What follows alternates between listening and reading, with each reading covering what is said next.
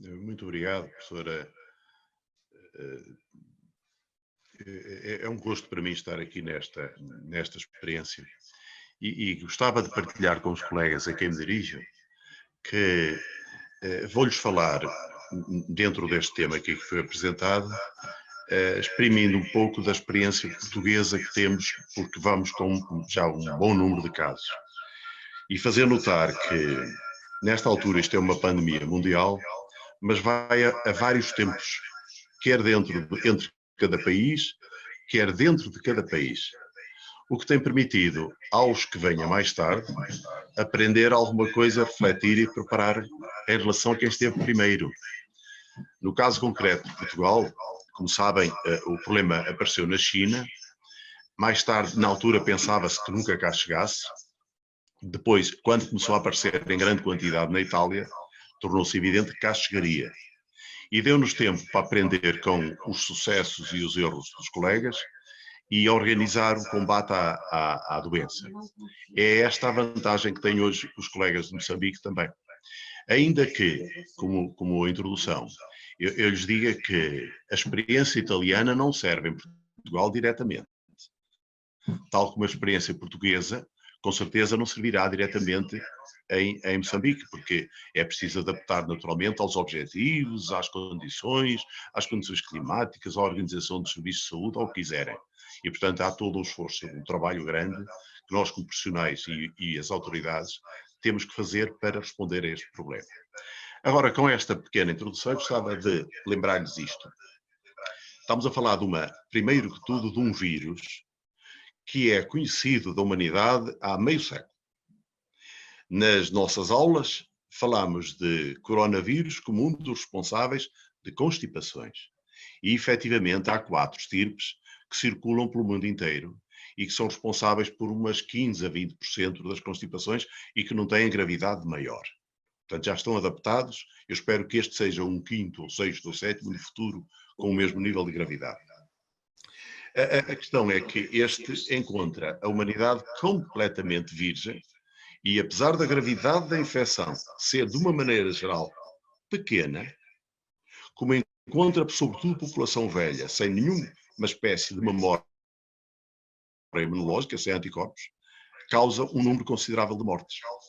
Um dia estabilizado, será uma infecção banal, estou convencido, dentro de 2 ou 3 anos, a gente já não falará, senão em termos históricos, deste problema. Outra segunda nota, os mais velhos que me estão a ouvir, onde lembrar-se que em 2003 houve uma epidemia que se iniciou na China, o SARS, na altura chamava-se até a pneumonia atípica, porque é assim que se exprime nos pulmões, e na altura criou muito sérias preocupações, mas felizmente não chegou longe, quer dizer, atingiu uma região do Canadá, mas, por exemplo, na Europa e na África, que eu saiba, não teve expressão. É muito importante recordar isso, porque o vírus é quase igual e extinguiu-se. A gente espera, deseja, pelo menos ardentemente, que este se venha a extinguir da mesma maneira. Outra nota ainda, do ponto de vista do vírus, é que trata-se de uma partícula que tem um pequeno genoma feito de ARN, como o da gripe, mas ao contrário da gripe, que é feito de 8 fragmentos e que mudam muito de estrutura genómica, este é um filamento único e é uma família de vírus bastante estáveis. Eles vão sofrendo mutações lentamente, mas muito mais lentamente que a gripe e infinitamente mais lentamente do que a SIDA. De maneira que, nesse aspecto, dá-nos algumas perspectivas de encontrarmos maneira de o combater no futuro. Outra nota final sobre o vírus é o nome, como todos sabem, os médicos sabem isto muito bem. Ao microscópio eletrónico tem as espículas, que são as proteínas que se ligam aos nossos receptores epiteliais. As espículas toda à volta dão um aspecto de coroa, corona em latim, coronavírus, como toda a gente está farta de saber. Agora, uma nota ainda. Este vírus apareceu à humanidade no fim de dezembro, como toda a gente sabe, na China. E apareceu de uma maneira que importa muito fazer notar, que é isto. É um slide já relativamente avançado, eu não tenho maneira de controlar os slides e não sei se me está a acompanhar a pessoa que coordena isto, mas eu faço-vos notar isto. Na China, A dada altura, alguns médicos começaram a notar numa determinada região o aparecimento de uma pneumonia difusa, de características víricas, intersticial, como sabem, bilateral, e a causar mortes. E foi a maneira de identificar, porque se aparecessem formas banais, que seguramente apareceram em grande quantidade, os médicos de todo não tinham maneira de perceber que havia qualquer Eu queria muito mais. Este slide, já agora, faça-me caminhar este slide para a frente. Eu depois peço-lhe para o fazer progredir, mas faça-me caminhar a outro, seguinte também e seguinte também. Reparem-me neste slide que vem agora na vossa frente, pelo seguinte. A doença começou por ter uma conotação de grande gravidade, porque quando foi identificada pelos primeiros médicos, o que viram foi formas graves de pneumonia e mortes associadas. E, portanto, havia a ideia de que havia uma doença nova, extremamente mortal. Ao fim de algumas semanas, e depois, sobretudo, de se identificarem o vírus, começou-se a encontrar muitíssimos outros doentes que não tinham nada a ver com essa gravidade. Continuava a haver um ou outro doente com pneumonias graves, mas havia uns tantos doentes que tinham formas essencialmente parecidas com as da gripe, febre elevada, não tão elevada habitualmente como a da gripe, mas apesar de tudo febre de 2 ou 3 dias, e muitos outros que nem isso tinham. Vê-se aqui neste gráfico onde eu quero chegar, é que ao fim de pouco tempo na China, percebeu-se que esta doente tinha um espectro que ainda hoje utilizamos segundo uma regra de ouro, que todos estão fartos de ouvir, que é 80, 15, 5. Agora é muito claro, na altura não era, porque só viam os 5, porque eram os únicos que se apareciam aos médicos. De facto, hoje sabemos que 5% destes doentes são muito graves, talvez um pouco menos que 5%, na minha percepção. Depois, os outros para 20, mais 15, são os doentes que justificam em algum momento, de alguma maneira, internamento hospitalar, porque põem algum cuidado, quase sempre por causa das comorbilidades, não pela doença em si própria. E depois, há um universo de 80% que são formas muito leves de doença. O facto de isto ser assim tem feito que corram sempre duas mensagens que são inconciliáveis. Quem trabalha em cuidados intensivos em Portugal tem desta doença uma ideia de uma doença gravíssima. Quem trabalha em ambulatório e vê grande quantidade de doentes destes tem a ideia de que a gravidade é muito pequena. E é por esta razão que me compreendem. Depois, com o passar do tempo, isto veio a tornar-se ainda mais evidente e vamos nos cruzar com este 80, 15, 5 mais uma ou duas vezes à frente. Mas eu gostava que ficasse isto muito bem definido aqui para percebermos a perspectiva do que estamos a falar. O gráfico foi desta maneira.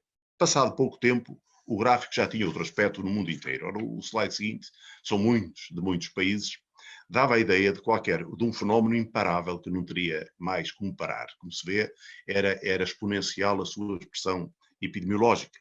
Nós sabemos da epidemiologia que nunca pode ser assim. Só pode ser assim durante um período, mas quando se chega a 70% de uma população, habitualmente a imunidade de grupo reverte esta tendência e começa a descida, como também se verá um pouco mais à frente. Mas eu deixo isso um pouco mais à frente e depois, se me permitem, colmatamos tudo o que quiserem com a troca de impressões entre nós todos, a que eu responderei enfim, com o que sei e o que não sei, porque neste domínio há muito mais coisas que eu não sei do que sei, mas partilho ignorância e conhecimento, como podem imaginar. Agora, reparem no seguinte, como é que se nos apresenta a clínica destes doentes. O slide seguinte, se faz favor, e depois, portanto, quadros clínicos, porque é o foco. Este desenho muito, muito ingênuo, que eu próprio desenhei, exprime o curso habitual desta doença.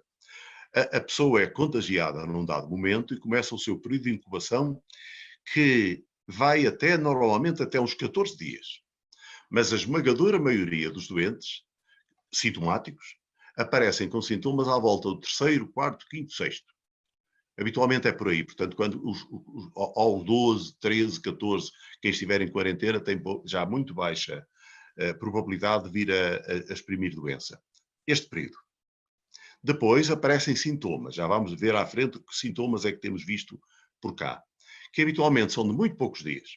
A grande maioria dos doentes que eu vi com sintomas, também vi muitos sem sintomas sequer, nenhum sintoma, são sintomas de 3, 4, 2 dias, às vezes uma impressão de um dia apenas, e depois reverte, às vezes fica tosse, e a tosse, como se sabe, num quadro respiratório prolonga-se bastante mais tempo, e é difícil definir quando é que acaba. E depois, a pessoa fica a convalescer durante um tempo muito longo, que nós temos muita dificuldade em definir, porque, no fundo, fica a convalescer até ao fim da vida, como acontece em todas as doenças benignas. Quer dizer, fica, do ponto de vista clínico, bem, mas do ponto de vista virológico, se fizer testes com o PCR, encontramos ainda o PCR positivo. E no início falávamos sempre de 2 semanas, mais 2 semanas. Agora já calma lá, porque a experiência que temos é de doentes que ficam 3, 4 semanas completamente bem, mas ainda assim positivos, e outra vez positivos, e outra vez positivos, e põe-nos um problema complicado que é quando é que olhamos para números, para séries, e podemos dizer tantos doentes curaram. Os doentes estão clinicamente curados há muito tempo, mas habitualmente não temos critérios, e vamos falar depois dos critérios um pouco à frente para perceberem. Mas olhem bem para este desenho, e imaginem agora, este desenho pode ser uma linha reta, porque depois daquele desenho que vos mostrei da China, a nossa experiência tem mostrado que um número enorme que nós desconhecemos de pessoas ficam positivas sem nenhuma espécie de doença. E, portanto, aquela parte que diz doença não existe. É apenas se fizermos rastreio é que os encontramos. São, do ponto de vista epidemiológico, na mesma, produtores de contágio, mas não chegam nunca a estar doentes. Este número nós gostávamos muito de saber qual é, não sabemos, em nenhum país do mundo se sabe quantos são. Vamos sabê-lo com os testes de imunidade no futuro, porque é fundamental para termos uma ideia de qual é o estado de imunização da população, que de outra maneira não sabemos como compreende. O slide seguinte, para arrumarmos agora o que eu tive aqui a tentar dizer, que é 14 dias de período de incubação, habitualmente mais curto, mas até 14 dias depois do contacto temos que seguir o doente para esperar os sintomas, não podemos libertá-lo antes deste período. E depois as queixas clínicas são à volta de uma semana, para menos um bocadinho, quase sempre. Atenção aos doentes assintomáticos. Eu vi as vossas séries de Moçambique, a atual série, e constatei, vi que vocês têm muitos assintomáticos e é porque fizeram testes, porque senão não temos maneira nenhuma de os identificar. Depois, os tais 80% que são infecções respiratórias ligeiras, mas são ligeiras mesmo, não são gripe. A gripe dá uma febre de 39 e está muito menos do que isso. Bom, e depois uma pequena percentagem de formas muito graves que nos obrigaram a definir toda a estratégia aqui em Portugal, como verão já de seguida. A definição de suspeitos desta doença aqui em Portugal foi variando, como compreendem, e aí vai variar também. E a primeira, ora, passa-me o slide seguinte, se faz favor, era assim. Até esta já nem é a primeira, que é uma tríade sintomática. Febre, tosse, dificuldade respiratória. Dificuldade respiratória, como sabem, dispneia, é uma coisa muito difícil de definir e para os doentes muito mais difícil. Portanto, a dificuldade respiratória pode ser apenas desconforto torácico, portanto, não tem significado nenhum. Obriga sempre que aparece este item a ser observado por um médico, como compreendem, para valorizar se trata mesmo de dispneia, se trata apenas de estar aflito, ansioso, naturalmente. E depois, era preciso uma ligação no início epidemiológica. Em Portugal começou por ser assim, era a tríade e ter estado na China. Depois passou a ser a tríade e ter estado na China ou na Itália. Depois passou a ser a tríade e ter estado num país com grande prevalência, portanto já sem compromisso. E agora, neste momento, é o seguinte, se faz favor, a definição é apenas isto.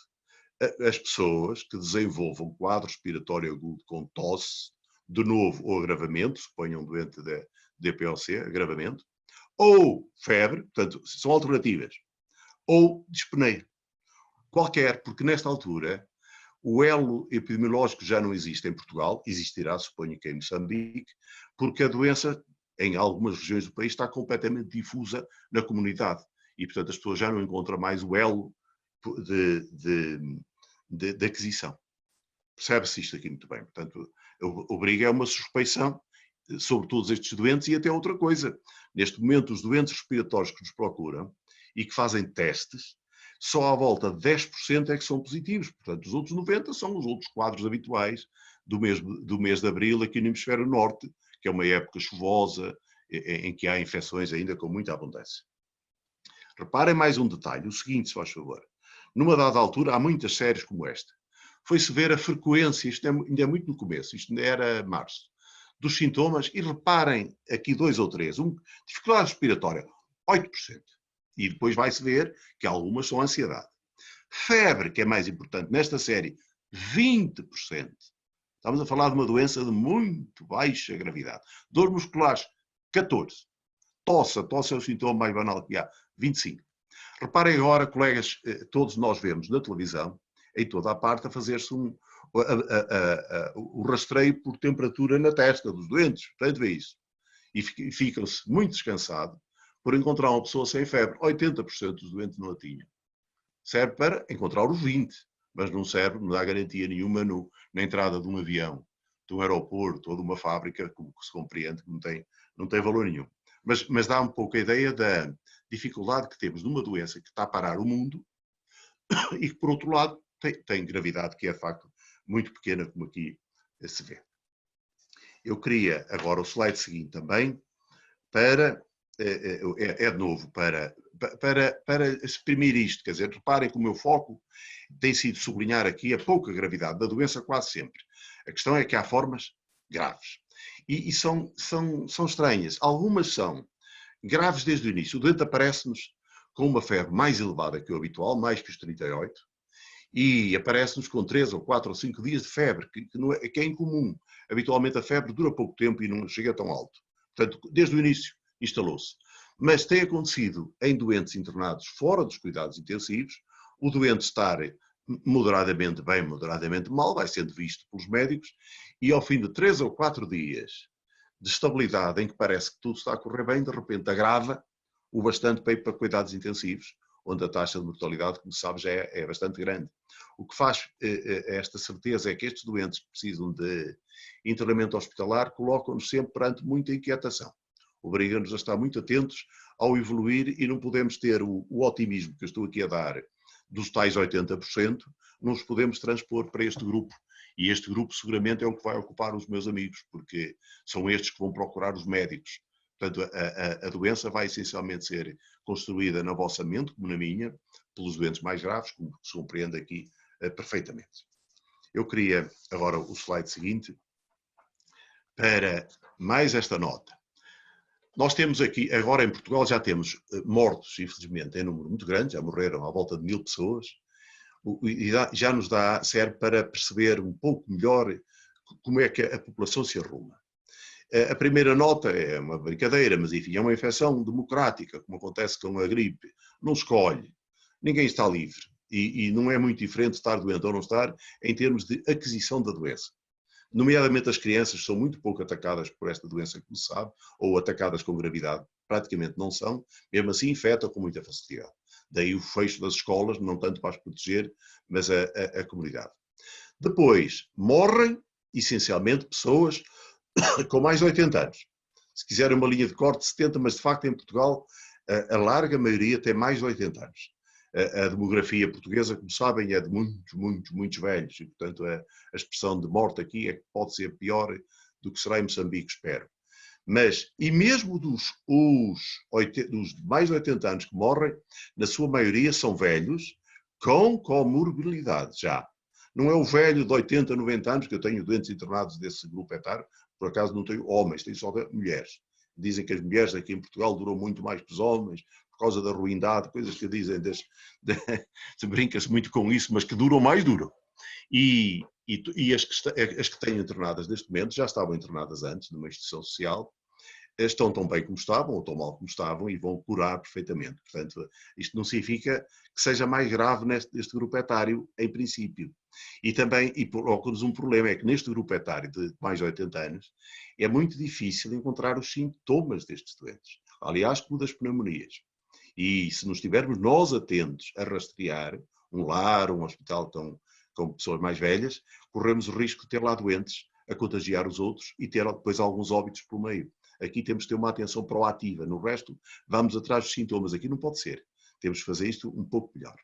E depois, como em todas as doenças crónicas graves de qualquer natureza e de qualquer idade. São mais uns tantos mortos, mas, como disse atrás, são essencialmente gente com os tais 80, mais a doença crónica, são esse o grosso dos nossos mortos até este momento. Seguinte, se faz favor.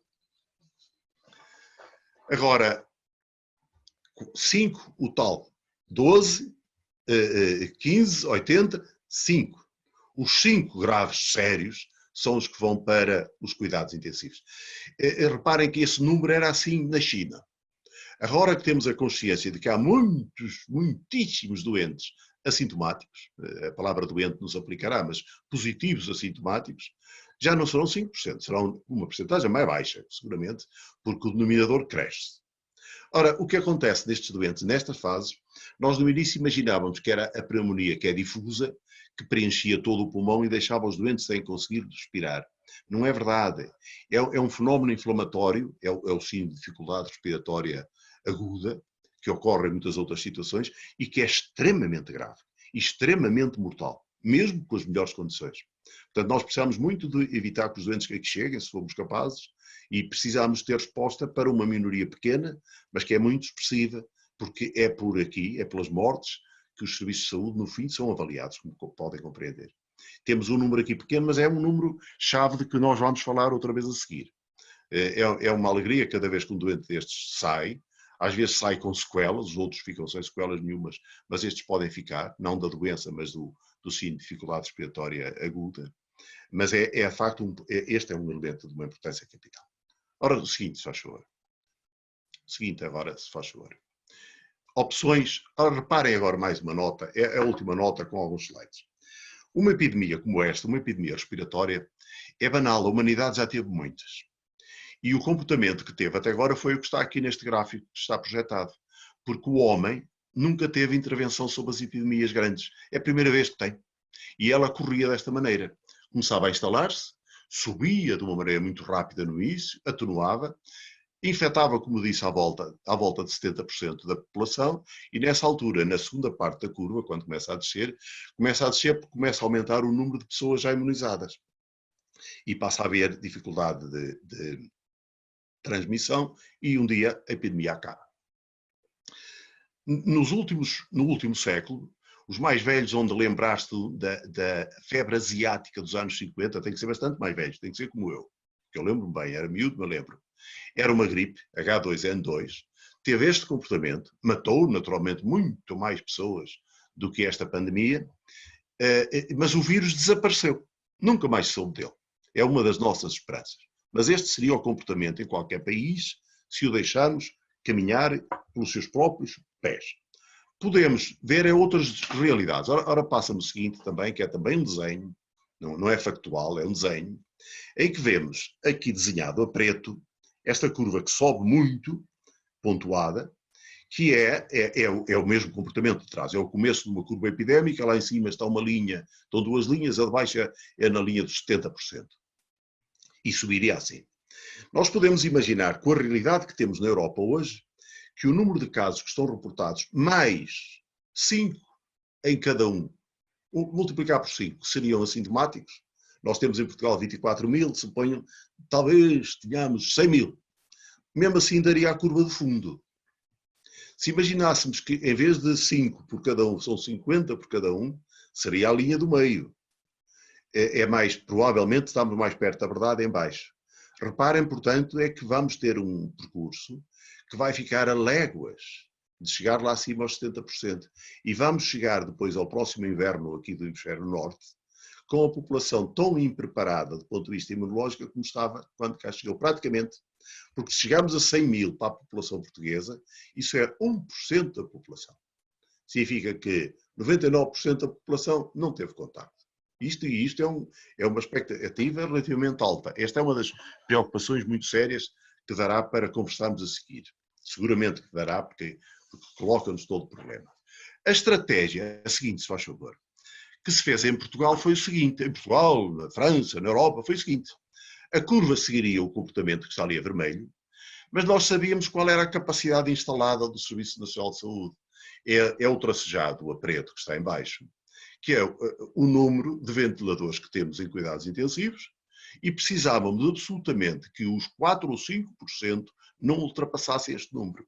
Portanto, toda a estratégia foi feita para conter a epidemia em números, deixá-la solta, ela segue o seu curso, mas contê-la o bastante para que, em momento nenhum, se possível, ultrapassássemos a capacidade instalada. Ora, nós tínhamos na altura 1.200, 1.100 e tal ventiladores em Portugal. E naturalmente não estavam cá de férias, estavam naturalmente para tratar os doentes e faziam falta. A folga que tínhamos disponíveis era pequena, pouco mais de 100.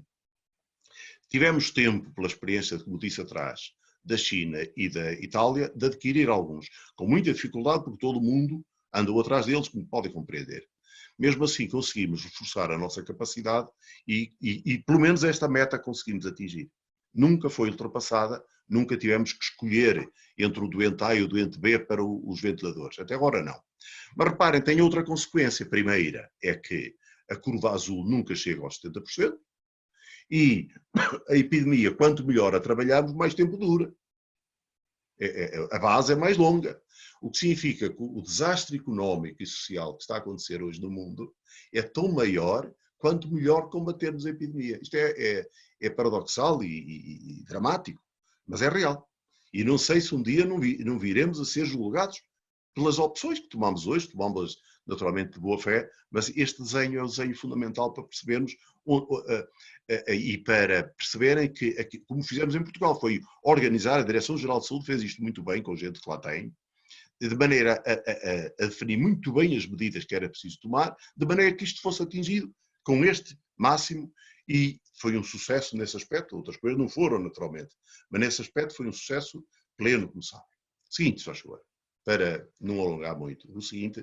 Ora bem, este quadro é o quadro universal que a Organização Mundial de Saúde nos apresenta por toda a parte. Nós tivemos uma fase de preparação, depois uma fase de contenção que demorou à volta de um mês, foi março, que foi aquela altura em que apareceram os primeiros casos e nós sabíamos ainda onde estavam e sabíamos quem contagiavam, e cada vez que encontrávamos mais um doente sabíamos quem o contagiou. Esta fase de contenção foi desenhada assim. Nós, nessa altura, pegávamos nos doentes, internávamos durante todo o tempo, independentemente da gravidade clínica da doença, porque o que nos importava era isolá-lo. O internamento era para isolamento, não é como agora. E fomos mantendo o que pudemos, esta fase, até chegar à fase seguinte, o que pudemos, na esperança de manter o tal teto baixo de que falei atrás.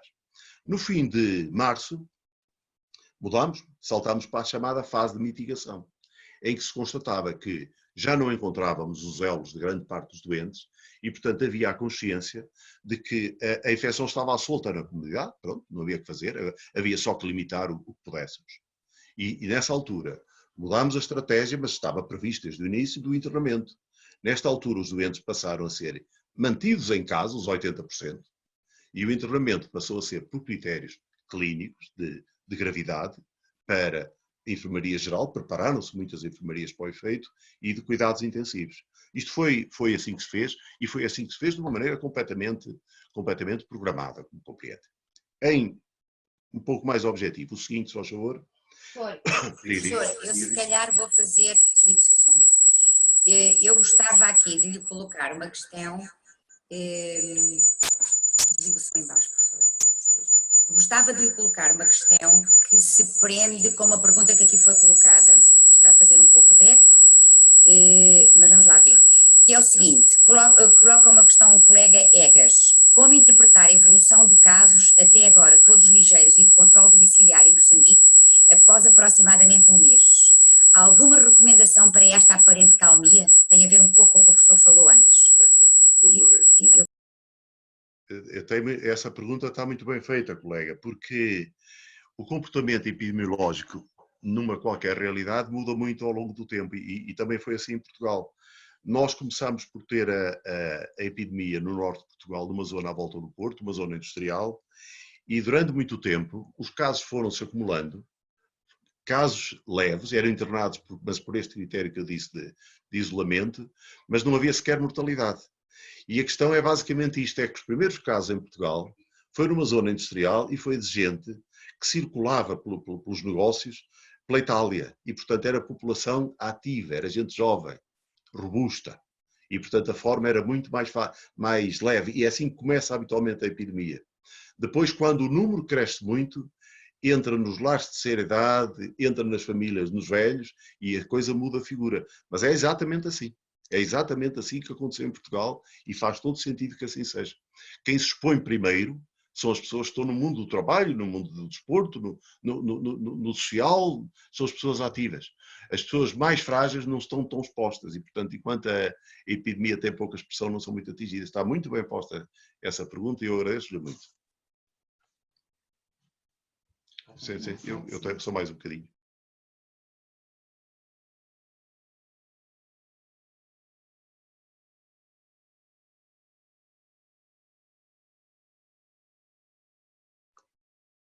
Agora, para ficar com isto, a tal fase em que sabíamos onde estavam os doentes, que é a vossa, suponho eu. O que fazíamos era o despiste dos casos e dos contactos, muito cuidadosa, internávamos os doentes todos e punhamos de quarentena todos os contactos durante 2 semanas. E fazíamos, nesta altura, testes aos doentes sintomáticos. Pensem nisto. Se estamos a falar de uma doença que tem um número enorme de assintomáticos, os números oficiais de qualquer país que faz o que nós fizemos testes assintomáticos, seguramente pecam por defeito, naturalmente. Ao seguinte, se faz favor. Na fase seguinte, o slide seguinte, se faz favor. Na fase seguinte, vamos a atender, vá dar nos toques porque ele é composto. Os doentes já em unidade que, entretanto, preparámos. Seguinte, dê-me um toque no slide. Isso. Quando um doente desaparecia suspeito, tinha fazia teste, vazia para casa. Seguinte. E quando o doente era grave, independentemente de ter a doença ou não ter, ia para o hospital, porque passou a ser critério de gravidade. E seguinte, só o último toque. E quando os doentes eram suspeitos, o teste era negativo, iam para casa, e se o teste era positivo, também, compreende? Porque passávamos a ter os doentes em casa, ter o médico de família a telefonar diariamente para recolher a sua evolução em casa. É assim que temos, nesta altura, a grande maioria dos nossos doentes estão nestas condições, devidamente acautelados em casa, sem dificuldade. E esta estratégia tem funcionado bastante bem. Ainda um outro, antes de mostrar 3 ou 4 quadros para acabar, o seguinte, se faz favor, para lembrar mais a outra. Não é o meu papel hoje aqui, porque outros colegas irão falar nisto, mas em Portugal aplicaram-se depois medidas gerais brutais. Brutais. Fecharam-se as escolas muito precocemente. Como já se percebeu, as crianças não são um alvo muito importante, mas são uma peça de expansão da doença, e portanto foi fundamental. As crianças, os adultos, as universidades, fechou tudo.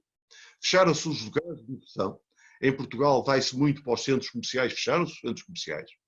Fecharam-se os restaurantes. Atualmente é uma catástrofe vir aqui, porque não há onde ir comer. E não há aquele mínimo de descompressão da gente sair de casa e divertir-se um pouco, não há todo.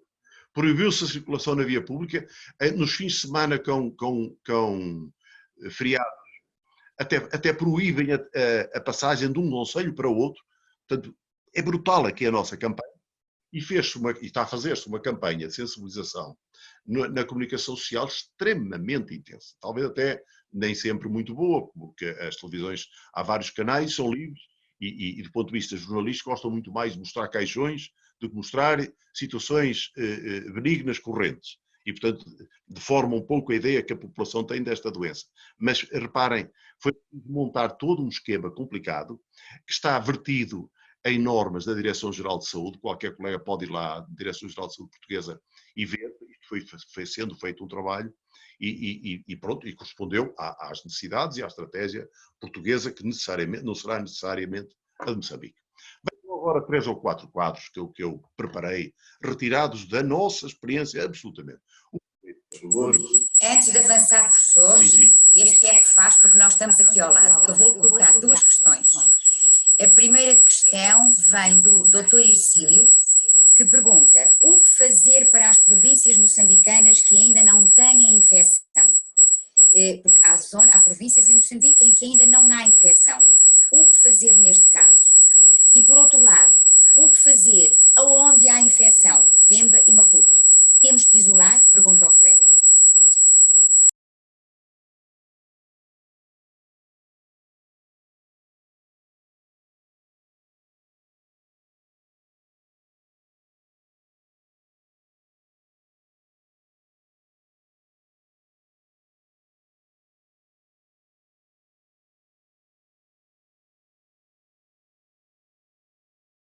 estavam a ouvir por aí.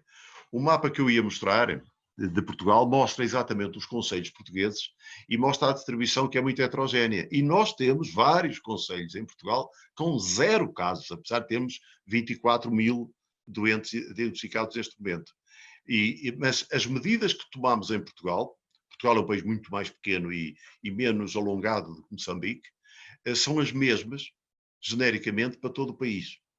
Isto é, as zonas que não têm neste momento doente nenhum, recebem as mesmas precauções porque a expectativa é de que vão aparecer. A epidemia que nasce num sítio vai à frente, depois nasce noutro, e portanto vamos servindo da experiência de cada lugar onde já há mais casos para prevenir o alastramento em outras zonas. Portanto, temos feito aqui uma estratégia que é a mesma para o país todo, mesmo onde não há. Onde não há, naturalmente, mesmo quando se fecham os restaurantes no país, fecharam-se para o país todo, porque não queríamos que as pessoas de um sítio fossem depois jantar ao concelho vizinho e espalhassem lá a doença. Moçambique tem maiores distâncias, eu não sei se a mesma lógica se aplicará. Eu tenho a impressão que um país da extensão de Moçambique, e eu penso que a saúde é regionalizada em Moçambique, que talvez justificasse uma política regionalizada para estas medidas. A Espanha, concretamente, que é um país, como sabem, feito de regiões autónomas, teve estratégias distintas de região para região, exatamente por ter situações epidemiológicas diferentes de região para região. Eu não sei se talvez Moçambique seja mais, beba melhor inspiração neste domínio na Espanha do que em Portugal, que é um país muito homogéneo. Tira o seu som. Está sim. De acordo com a sua opinião, então, vale a pena. Portanto, em Portugal, a atitude foi uma atitude transversal ao país, em que se decidiu, muito embora em algumas zonas, não havendo casos, aplicar a mesma metodologia, muito embora haja países em que a atitude foi diferente de acordo com as características. E eu aproveitava para colocar outra questão. Ficou claro que a partir dos 70 anos a mortalidade se incrementa ao longo dos anos. Na vossa experiência, portanto, Portugal, qual foi a percentagem da mortalidade nas idades inferiores a 50 anos e sem comorbilidade? Ponha som, professor. Foi absolutamente casuística. Não lhe sei dizer o número exato, mas dos 1000 mortos portugueses haverá 2 ou 3 nessa situação e cada um deles que aparecia na comunicação social, quando se analisava, era sempre alguém que tinha problemas de saúde graves. Não se revelou, de facto, uma doença agressiva, né, para a gente nova, de todo. Menos que a gripe, porque, como sabe, o colega sabe isso muito bem, quando há um surto de gripe maior, há sempre um jovem ou outro saudável que morre. Do mesmo modo, as pneumonias adquiridas na comunidade, que em Portugal matam 20 pessoas por dia, há sempre um ou outro jovem, há sempre um ou outro lá que tem uma forma fulminante. Aqui não se verificou. Os poucos casos que encheram depois os telejornais foram sempre vistos e eram sempre gente com graves comorbilidades. Agora, vou mostrar-lhes então o mapa agora à frente. Eu peço o slide seguinte, se faz favor. O seguinte. Exatamente. Reparem, a evolução em Portugal, as esferas azuis, os círculos azuis são ao dia o número acumulado de casos positivos por teste de PCR. E em baixo, a vermelho, que está quase na linha de fundo, a acumulação dos mortos. Isto é uma evolução cumulativa, quer dizer, quando olhamos para o fim, estamos a somar tudo o que está atrás, incluindo doentes que já estão há muito tempo curados. Mas esta é a evolução. Ela foi subindo naturalmente, mas para valores que são muito baixos, como compreendem. É um efeito gráfico que faz esta impressão, parece que estamos a chegar ao teto, mas o teto é muito baixo. Agora, quando vamos ver isto em detalhe, mapa seguinte, se faz favor, o seguinte, reparem, quem está familiarizado com Portugal, esta malha que se vê no desenho do mapa, são os concelhos portugueses. E estão assinalados com estas rodinhas azuis, os concelhos que têm 3 casos ou mais. Há muitos aqui, do interior da fronteira com a Espanha, e no Alentejo, da parte sul, que não têm sequer isso. E reparem que a nossa grande concentração, foi o sítio onde começou a doença, foi na proximidade do Porto, onde vários concelhos têm mais de 1000 casos identificados cada um. E depois, a região muito estritamente de Lisboa, mais pequena, que tem também do norte para mas tem também um segundo polo. O resto do país tem muito menos. Reparem que a meia distância entre o polo que está a norte e Lisboa, há um pequeno polo que corresponde a Coimbra. Mesmo assim, lembrando-me de uma pergunta anterior, em dada altura houve necessidade de isolar um concelho perto do Porto, Ovar, que é um pequeno concelho, porque teve, fruto do acaso ou de erros cometidos, uma grande concentração e fez-se mesmo um cerco com polícia, fechou-se durante algum tempo para não deixar alastrar os concelhos vizinhos. Foi o único exemplo que tivemos e correu bem, conseguiu conter-se e fazer diminuir. Mas este é o nosso mapa. Reparem, portanto, que é completamente heterogénea, quer dizer, quando a gente olha para aqui, se olhássemos ao mês, o desenho já era semelhante, quer dizer, os sítios onde tem muitos, eram os sítios onde tinha muitos, muito menos, mas estava em expansão. É como se fosse uma quantidade de epidemias com tempo zero diferente, a começar em alturas diferentes. É muito engraçado ver o comportamento de uma epidemia no ar livre. O seguinte gráfico ainda, que agora são 2 ou 3, olha, uma nota aqui. Homens e mulheres. Eu inspirei para pôr este gráfico, que é publicado diariamente pela Direção-Geral de Saúde, porque vi hoje um gráfico de Moçambique em que eram os homens que adoeciam mais. Reparem que nas primeiras semanas eram só homens em Portugal, porque eram os tais homens de negócio que iam para a Itália e que se contaminaram. Depois as mulheres começaram a ser contaminadas. Reparem que até meio de março predominou sempre sexo masculino. E nessa altura são mais mulheres que homens, porque a doença nesta altura em Portugal, por causa do obrigar as pessoas a estar em casa, tornou-se uma doença mais doméstica. E, portanto, atingiu mais agora as mulheres que tendem mais para a vida doméstica em Portugal do que os homens ainda. E talvez por isso, mas é interessante. O seguinte, por favor, é mais interessante ainda. Reparem, todos os dias a Direção-Geral de Saúde nos diz quantos casos foram identificados na véspera. E estão aqui. É a curva, esta é a curva que nós todos discutimos. O número total hoje de manhã era 24.322. Houve um dia da passagem de abril de março para abril, em que foram mais de 1.000, mas foi um caso esporádico. E depois um grande cerreado. Reparem nesta forma, que tem a ver, esta curva é muito interessante, mas não pouco, porque isto reflete muito o número de testes disponíveis em cada dia. E os testes não são disponíveis para toda a gente no mundo inteiro. Portugal é um país que tem feito mais testes por milhão de habitantes que a maior parte dos países, mas mesmo assim, alguns em detalhes correspondem a fins de semana em termos de testes. Portanto, olhando para a curva, assim com os olhos de longe, deve haver uma curva de tempo alto e que está a tender para descer. Mas é relativamente desconfortável. Já a curva seguinte esclarece isto e isto faz sentido. Ora, põe aqui já, se for favor, para vermos um detalhe. Slide seguinte. Reparem agora, aqui trata-se de internamentos. Há alguns internamentos dos 15%, internamento hospitalar, mas não cuidados intensivos, e em baixo a laranja são os cuidados intensivos. E reparem que há mais de 10 dias que todos os dias o número de internados está a diminuir. E aqui já não depende de testes, nem da política do governo. Aqui depende dos critérios médicos dos serviços de urgência. Isto reflete bem a realidade. Este é o gráfico em que nós nos inspiramos atualmente para ter mais ou menos conforto. Reparem, temos vagas de camas de internamento e os cuidados intensivos que nunca atingiram o teto estão agora a ter uma folga maior todos os dias a diminuir. É por isso que aqui em Portugal, nesta altura, a discussão é sobre o aligeiramento das medidas. E o Governo vai começar na próxima semana a aligeirá-las. E vai, porque é a altura de fazer, ainda que seja um momento mais delicado do combate à epidemia. E do ponto de vista político, de quem tem que tomar essa decisão, é tremendo, porque se não a toma, vai para o inferno, do ponto de vista económico. Se a toma e corre mal e a doença recrudesce, a culpa é do governo. Mas tem que ser feita agora com uma fortíssima campanha de sensibilização. Dá para perceber aqui o quadro, naturalmente. Vou aproveitar para fazer uma questão. Ok, mas vou aproveitar para fazer uma questão que, aliás, duas questões. Uma delas é a seguinte. Boa noite, qual é a experiência de Portugal em relação aos pacientes que voltam a testar positivo depois de testes negativos? O professor quer responder ou quer deixar para outra ocasião? A definição de cura em Portugal até há 2 semanas era 2 testes negativos com pelo menos 24 horas entre si.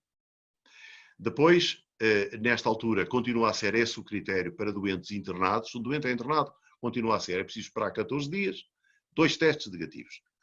Se o doente não é internado e vem do ambulatório, era igual, mas passou a ser 14 dias e 1 teste negativo. E nos doentes assintomáticos, já há mais tempo, é 1 teste negativo depois de 14 dias de estabilidade. Ora bem, estas mudanças fazem-se, apesar de sabermos isso que o colega muito bem pergunta. É que às vezes há positivos, depois há negativo, o doente está bem, e sem agravar, sem piorar, faz outro teste e é positivo. Agora, considera-se, é a opção das autoridades portuguesas, considera-se que isso é raro e que esses doentes terão vírus durante muito tempo que acabam por eliminar, já não são um risco importante de saúde pública. Poderão, em condições muito favoráveis, contagiar alguém, mas já não tem expressão numérica, quer dizer, já não é um problema que se nos coloque. Mas tem razão. Nós temos alguns doentes, eu próprio tenho doentes internados, neste momento tenho 3 senhoras de mais de 80 anos internadas e tive 3 de contactos completamente assintomáticos. E essas senhoras há mais de um mês, para 1 mês e 1 semana, que fazem teste e vem sendo positivo. Se um aparece negativo, o seguinte aparece positivo. E nós temos paciência, elas também, e não acontece nada. Mas, de acordo com os nossos critérios, como elas estão internadas, numa situação de internamento, tem que ter 2 negativos consecutivos. Mas pode ser positivo. E esta questão, ainda por cima, tem importância adicional por outra razão, é que os primeiros relatos que vieram da China e da Coreia sobre este fenómeno fizeram pensar que não havia imunidade, quer dizer, os doentes afinal curavam e depois voltavam a adoecer. A gente não sabe muito bem, não tem segurança nenhuma sobre a questão da imunidade, mas provavelmente não é o que se passa. Passam a ser muito pobres em vírus, já muito pouca atividade, e num teste encontra alguns e não nos encontra. É uma questão só técnica, pensamos nós. Eu passo para deixar aqui umas perguntas que naturalmente as pessoas fariam, que é isto. Nesta altura, nós esperamos muito que vá correr bem no resto da nossa trajetória, porque de uma maneira geral tem corrido, mas ninguém está confortavelmente sentado a saber o que vai acontecer no futuro. Pode acontecer o vírus desaparecer, é muito difícil, porque está muito disseminado no mundo e, portanto, mesmo uma região inteira, um país, um continente, deixa de ter casos, haverá noutros e, portanto, ele voltará. Agora, aqui em Portugal, todos os dias haverá uma segunda onda epidémica. Está bom de ver que vai haver. Aqui no hemisfério norte, as doenças respiratórias têm uma forte polaridade pelo inverno. Praticamente nunca há um surto de gripe que não seja no inverno. Este grupo tem características de comportamento muito parecido. Portanto, nós vamos, daqui por uns meses, chegar ao inverno com a população esmagadoramente virgem de imunidade e com condições mais favoráveis à infecção.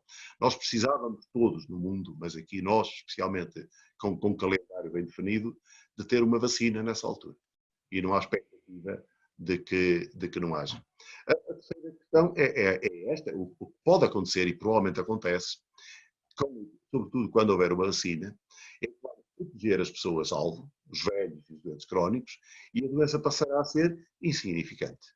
Absolutamente insignificante. E ficará endémica e será mais um coronavírus semelhante aos que já cá temos. Se a população velha tivesse um mínimo de imunidade, esta doença não estava nos jornais como está hoje. Era basicamente isto, mas estamos a... Muito bem. Eu agora iria... Muito obrigada, antes de mais. E agora, se calhar, vamos conversar um bocadinho, porque há imensas perguntas colocadas. Eu peço desculpa pelo eco, mas não temos forma de o resolver. Hoje, uma das questões que é colocada é precisamente relativa à idade. E diz o professor Albertino Damasceno, boa noite, professor. Nós temos 3% de pessoas com mais de 60 anos, mas temos 13% de seropositivo para HIV. Há alguma experiência neste grupo? Aliás, há outros colegas que levantam esta questão de uma forma relativamente semelhante. ao dizer que Moçambique é um país com índices elevados de HIV, não vai contribuir negativamente para o aumento de casos graves de doença?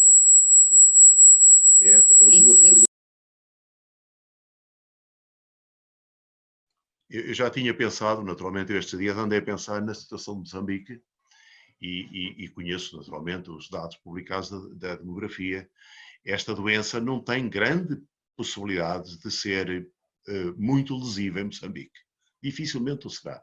Exatamente por causa da... Sim, sim. Por causa do número de pessoas de idade. É que em Portugal, depois dessa idade, há milhões. E Portugal só tem 10 milhões de habitantes, mas tem 2 milhões e tal de pessoas com mais de 60 anos. Portanto, nós temos uma população enorme, alvo, enquanto Moçambique não tem. Agora, a experiência que tem havido com SIDA, nós somos um país com SIDA também, naturalmente, é esta, quer dizer, o facto de ser HIV positivo, mas sem clínica, sem SIDA, põe o doente na mesma base de risco de uma pessoa qualquer. Não se tem revelado particularmente arriscado em termos de mortalidade. Agora, isto já não é verdade para quem tiver formas avançadas com quebra imunológica. E não somos capazes de responder muito bem à situação moçambicana, porque, como o colega sabe, provavelmente melhor que eu, mesmo aqui em Portugal, os nossos doentes atualmente estão bastante bem. A SIDA é numericamente elevada, mas estão bem tratados. E, portanto, temos muita gente HIV positiva, mas pouca gente com SIDA, e, portanto, não teve expressão. A nossa experiência não nos esclareceu sobre o comportamento neste caso. Mas com os doentes positivos, sim, tem mostrado que se comportam de uma maneira semelhante às outras pessoas. Levantava outra questão que vem um pouco na sequência do que já foi falado. O Dr. Nelson Mocopo, diretor do Hospital Central da Beira, boa noite, doutor. Diz o Dr. Nelson, boa noite e obrigada pela oportunidade. Pela experiência e tendo em conta as diferenças demográficas entre Portugal e Moçambique, acha que Moçambique poderá atingir os 5% de gravidade, tendo em conta a população jovem do país? Ligação, professor. Não, espero... Ligação? Senhor doutor, espero sinceramente não me enganar, mas tenho razões para ter esperança, forte esperança, de que esta escala de 5, 15, façam-na também, mas usem outros números, porque com toda a probabilidade vocês não vão ter 5% de doentes a precisar de cuidados intensivos, dada a questão demográfica. Espero bem, a menos que haja uma qualquer surpresa. E numa população que, se não estiver particularmente atenta, como Moçambique poderá acontecer, ou como acontece nos meios rurais portugueses, se não estivermos nós a procurar a doença, nas pessoas saudáveis ela nem sequer é identificável e passa-lhes perfeitamente sem identificação. Se fizerem uma política semelhante ao que se fez, por exemplo, na Europa rica, como é o caso da Suíça, em que faziam pouquíssimos testes, são capazes de encontrar muito poucos casos em Moçambique, mesmo que haja um número considerável. Aliás, o número de testes que se faz é determinante das realidades e engana-nos completamente. A Itália, por exemplo, como sabem, tem uma grande mortalidade, teve porque eles fazem poucos testes e fazem-nos basicamente nos hospitais, de maneira que o denominador ficava pequeno e, portanto, o número ficava enorme. Um país como a Alemanha, que fizeram maciçamente, incluíram, portanto, no número os doentes pouco graves e, portanto, a percentagem ficou baixíssima. Um país com a demografia de Moçambique provavelmente não terá o mesmo grau de gravidade. Muito bem, e agora uma questão que é das questões mais difíceis de responder, e o professor já aqui levantou essa dificuldade. Eu creio que vem do Dr. Dércio, que diz assim: na realidade, Moçambique, a maior parte da população vive do trabalho diário, ou seja, precisa trabalhar a cada dia para poder ter o pão. Isto faz com que seja difícil efetivar as medidas de confinamento e distanciamento social, quer seja nas ruas, mercados formais ou informais. Por outro lado, Moçambique não se pode dar ao luxo de lockdown, pois é praticamente dependente de outros países. Com este cenário, que recomendações o professor faria de forma a reduzir, controlar, o número de novas infecções que tem estado a crescer diariamente? Pergunta difícil, mas que obrigará a um pesar de consenso. Esta pergunta é difícil. Não, a pergunta é fácil, percebe-se muito bem, é uma pergunta honesta e óbvia. Agora, eu não sei responder-lhe e, sobretudo, não tenho a arrogância de lhe responder, compreende? Porque são soluções que têm que ser procuradas no contexto de Moçambique, compreendo muito bem têm que avaliar muito bem os rácios de mortalidade, porque as mesmas medidas foram tomadas aqui ou na Itália em nome de uma certa mortalidade, provavelmente não se põe em Moçambique, porque a mortalidade será muito mais baixa. Este compromisso que nós fizemos com a curva para ficar dentro dos limites é para a realidade portuguesa, em que 5% iriam ficar doentes, e anda perto disso, graves, e para determinados recursos de cuidados intensivos que temos. Em Moçambique, seguramente não terão os mesmos recursos de cuidados intensivos, mas eu espero sinceramente que também não tenham a mesma gravidade na doença. E compreende-se muito bem. Eu estou convencido que daqui por muitos anos, quando refletirmos sobre estes acontecimentos, já arrefecendo naturalmente o calor e o peso político que têm as decisões, nós vamos concluir, creio eu, que se tomaram medidas na Europa excessivas. Compreendem? Em Portugal, nestes 2 meses, morreu mais gente do que é costume. E, no entanto, com o Covid morreram 1000, mas morreram mais 4000 do que o habitual. Portanto, houve 3000, que a gente não sabe porque é que morreram, mas provavelmente porque se afastaram ou foram menos acolhidos pelo Serviço Nacional de Saúde. Nós corremos o risco de um dia ir ver que, para poupar a vida a umas tantas pessoas, comprometemos a vida de mais pessoas. Temos de ter isso em mente, e num país como Moçambique, particularmente. Não podem afetar e tomar medidas para o Covid que vos vá destruir o país e que deixe as outras doenças por tratar, seguramente algumas mais importantes do que o Covid. Seguramente. As pneumonias, os cuidados materno-infantis, seguramente. De maneira que eu não quero ter a veleidade sequer de invadir uma área destas, porque não tenho competência para isso. Muito obrigada. Outra questão, Dr. Cebola, Bonifácio Cebola, da Beira. Alguma associação entre Covid e morte súbita? Algum relato de diagnóstico pós-mortem? O professor sabe de alguma coisa? Ligo. Não tenho francamente notícia. E acredito que a minha experiência é focal, é o sítio onde estou.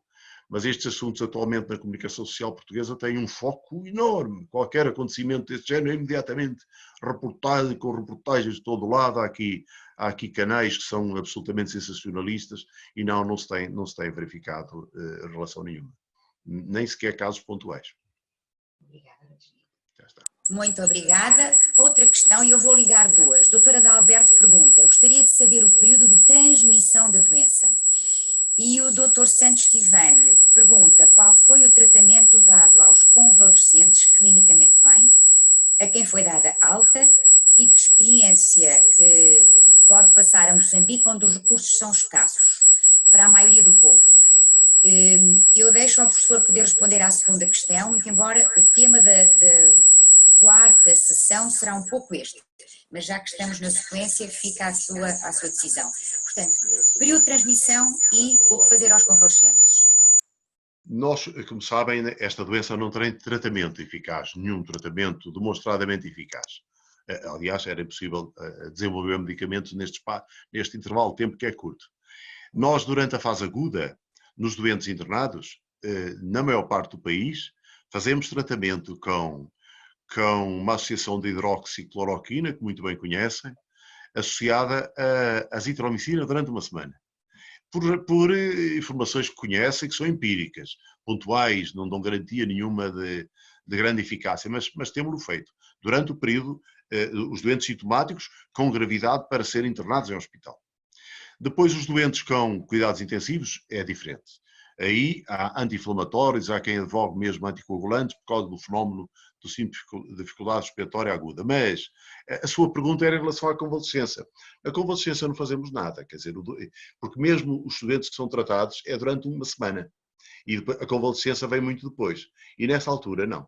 O doente simplesmente retoma a sua atividade e deixa de ser uma preocupação para o sistema. Tem mesmo alta do sistema.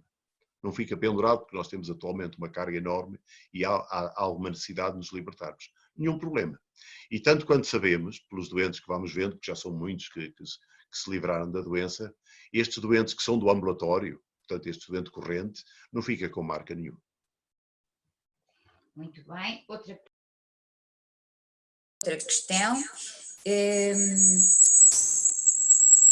Visto que o pessoal de saúde está na linha da frente nesta pandemia, que recomendações práticas daria como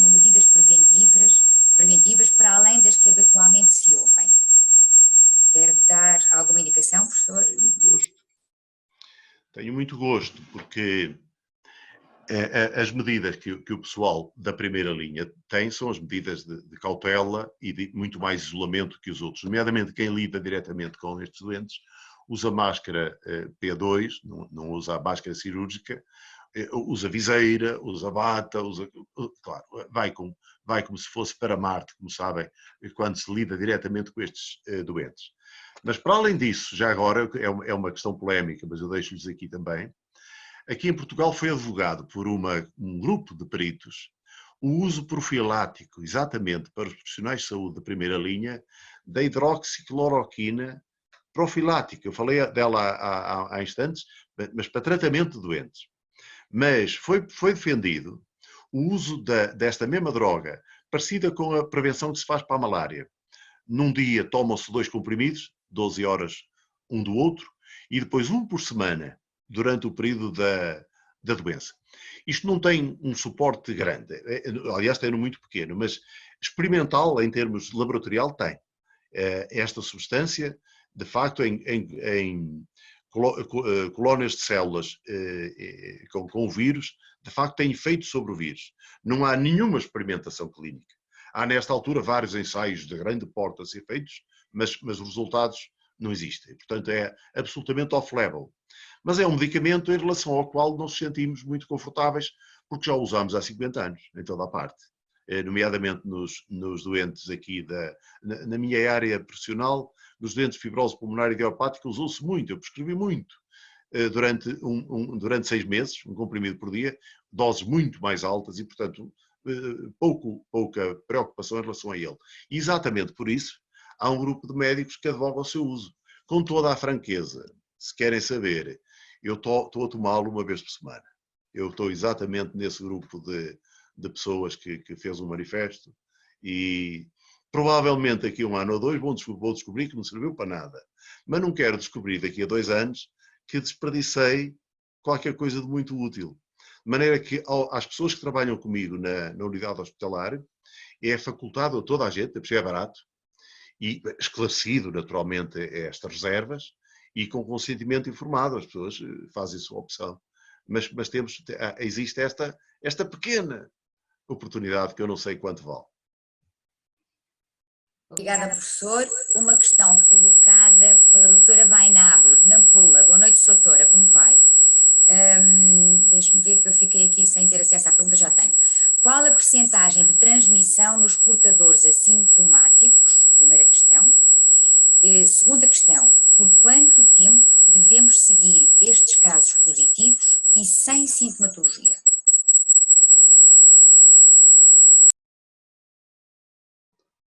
A contagiosidade destes doentes, ao que tudo indica, é igual a um doente com sintomas. Portanto, temos que pensar neles do ponto de vista da epidemia como doentes que constituem mesmo risco de disseminação.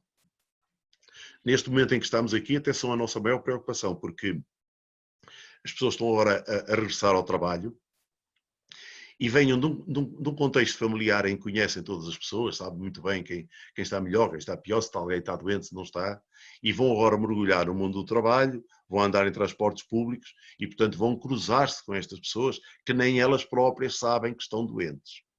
Mas tudo indica que sejam igualmente contagiantes e, portanto, é por isso que já agora, é por isso que nesta fase em que estamos, em qualquer situação em que haja um grupo de pessoas, é preciso usar uma máscara todos. Como sabem, a máscara cirúrgica só protege as outras pessoas de mim se eu estiver doente. Não protege as pessoas propriamente que eu usa. Protege as pessoas que eu não uso. Portanto, é preciso que todos usem para que, se houver alguém a disseminar, a reduzir.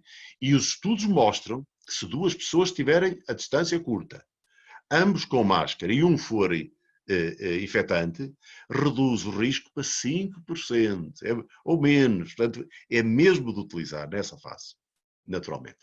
Agora, a outra pergunta era quanto tempo seguimos estes doentes. Quando os identificamos, o azar é que a esmagadora maioria nem sabemos quem são. Os que identificamos, repetimos 14 dias depois, ou um pouco mais, o teste, e sendo negativo, acaba aí o acompanhamento do doente. É curioso que eu diagnostiquei num hospital onde estou 3 funcionários do hospital por rastreio, portanto completamente assintomáticas, 3 de uma vez. 2 de 50 anos e uma miúda de 18. Assintomáticas e mantiveram-se assintomáticas depois. A miúda de 18 anos e uma das senhoras de 52, ao fim de 14 dias, fizemos o teste às 3, já estavam negativos. Pronto, vieram para o trabalho e acabou, não há preocupação nenhuma, ficaram aliviadíssimas. A outra, já lá vão para aí 3 semanas, e semana após semana faz o teste e ainda é positivo. Ela está ótima, está farta de estar em casa, mas temos que lidar com isto assim. Professor, uma questão que, pelos vistos, me passou há pouco, e eu peço desculpa ao Dr. Adalberto. O Dr. Adalberto está preocupado porque diz o seguinte: tem muitos pacientes em Cabo Delgado a que estão a fazer seguimento, porque ele levanta a questão relativamente ao período de transmissão da doença. E tem muitos trabalhadores em Cabo Delgado, muitos pacientes a quem estão a fazer seguimento. São completamente assintomáticos, alguns mantêm-se com resultados positivos passados 20 dias de seguimento.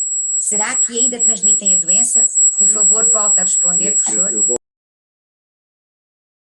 Volto a responder quantas vezes for preciso e com todo o gosto, porque são perguntas muito reais. Eu reparei, de facto, que o mapa de Moçambique, com casos, é estranho, porque é na região, nas pontas. Vocês têm um país muito mal desenhado, quer dizer, muito distendido, e por azar a doença está no extremo sul e no extremo norte. E, de facto, há ali duas zonas. Essa gente, o assintomático tem vindo a ganhar uma importância enorme. Alguém que acompanhe aí a comunicação social portuguesa deve ter visto a semana passada um hostel em Lisboa que foram rastrear e encontraram 138 pessoas positivas, todos assintomáticos. Dá-nos bem a ideia do fenómeno, ou até se quiserem alguma esperança. Quem sabe se temos mais gente a ficar imunizada do que imaginámos, mas uma brutalidade. O problema é que essa gente assintomática tende a ser, primeiro não sabe que está doente e, portanto, expõe-se. E depois tende a ser também mais negligente quando sabe que tem a doença, porque cria uma ideia de que a doença é muito pouco grave, porque sente-a como muito pouco grave, é uma coisa sem importância nenhuma, é uma desgraça fazer-lhe o teste, porque eles estão tão bem como estavam. E, portanto, é preciso muito cuidado e muita pedagogia para sensibilizar essas pessoas. Mas, quando o colega diz, e muito bem, que 3 semanas depois estão positivos, pois, é mesmo assim, alguns estão. E a gente não sabe ao certo o que vai acontecer. Sobretudo, a sua pergunta, que é, serão contagiosos como no início? Com toda a probabilidade, não. A carga vírica deve ser muito menor, porque quando a gente fazia 2 testes, às vezes um era positivo e outro negativo, já começava a falsear um ou outro. Da ideia que, portanto, que os vírus são capazes de ser menos, mas a gente não lhe pode responder a isso. Mas nós aquilo que fazemos, agora, é um teste, sendo negativo, já não repetimos.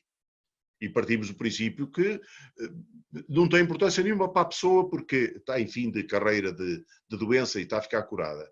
E provavelmente é capaz de ter pouca importância de saúde pública em termos de contágio e preferimos focar a atenção nos outros e deixar estas pessoas Há uma série de perguntas sobre proteção, nomeadamente máscaras, e há uma série de perguntas sobre ventilação e assistência em cuidados intensivos e terapêutica anticoagulante. Eu não vou colocar essas questões ao professor, porque o assunto de prevenção e medidas de proteção será o assunto da próxima quinta-feira. E o assunto da terapêutica será o assunto de terça-feira da semana que vem. Mas vamos deixar para essa ocasião falar especificamente com os colegas que vierem abordar o tema. Ao professor, coloco uma questão vinda da doutora Salma Ahmad, médica pneumologista, que diz o seguinte: o Ministério da Saúde de Moçambique recomendou a confecção de máscaras, cá está, de pano, portanto artesanais, obedecendo ao padrão de 3 panos de algodão. Eu só vou partilhar isto para mostrar que é um assunto que provavelmente se falará numa próxima reunião. Uma questão ainda, e nós depois vamos ter que acabar, do Dr. Ferrão, que coloca uma questão muito particular, que diz: existe um grupo especial em Moçambique dos mineiros que trabalham nas minas da África do Sul. Uma das patologias associadas ao trabalho mineiro é a tuberculose. Assistimos a um regresso massivo destes mineiros. Poucos foram testados. Será que eles podem ser portadores assintomáticos e contagiar potencialmente o pessoal de Inhambane? Não foi detectado ainda nenhum paciente nessa província. Porém, este grupo preocupa. O professor quer fazer um comentário? Muito bem. O risco que eles representam para a população autóctone depende muito dos índices epidemiológicos do lugar de onde venham. Se vêm de uma zona da África do Sul de grande incidência, eles são um perigo para vocês todos, como é evidente. Se não venham, não são. Para eles é que são. Estes doentes, eu trabalho atualmente aqui a uns 50 quilómetros do Porto, numa área que explora granito e que é uma grande zona de exportação de granito trabalhado, onde há, de facto, mais tuberculose, muito mais, do que no resto do país, e silicose. E preocupa-nos seriamente, porque estes doentes são muito mais frágeis no caso de ter uma doença mais grave, porque ela vai lesar os pulmões que já estão lesados e que põem problemas de todo tipo. De maneira que esses doentes precisam de ter uma atenção especial em termos de rastreio. O que eu diria é que doentes desses não se deve ficar à espera da sintomatologia para fazer teste, é preciso identificá-los e testá-los periodicamente. Isto é muito difícil, como sabem, porque o teste é difícil de obter, a produção mundial é pequena para as necessidades e é caro que se farta. Para padrões aqui portugueses é muito caro. Ele custa à volta de 100 euros. Um teste por PCR é muito, muito caro para usar em saúde pública. Mas era a única maneira de poderem valer-se, a vocês todos. Muito bem. Ficaríamos aqui a conversar o resto da noite. Constatam e constatamos que algo se sabe, muito se sabe sobre esta infecção e esta doença, mas muito há ainda para aprender, e a partilha de experiências e de conhecimentos, muito embora às vezes não traga uma resposta imediata, pelo menos põe-nos a pensar, abre-nos luzes e caminhos e ensina-nos a ajustar à nossa realidade. Hoje ficamos por aqui, convido-vos na quinta-feira, portanto dia 30, a estar connosco de novo às 22 horas de Moçambique, aí sim a falar sobre medidas de prevenção em contexto comunitário e em ambiente hospitalar. Foi um prazer, obrigada pela vossa presença, obrigada ao professor Agostinho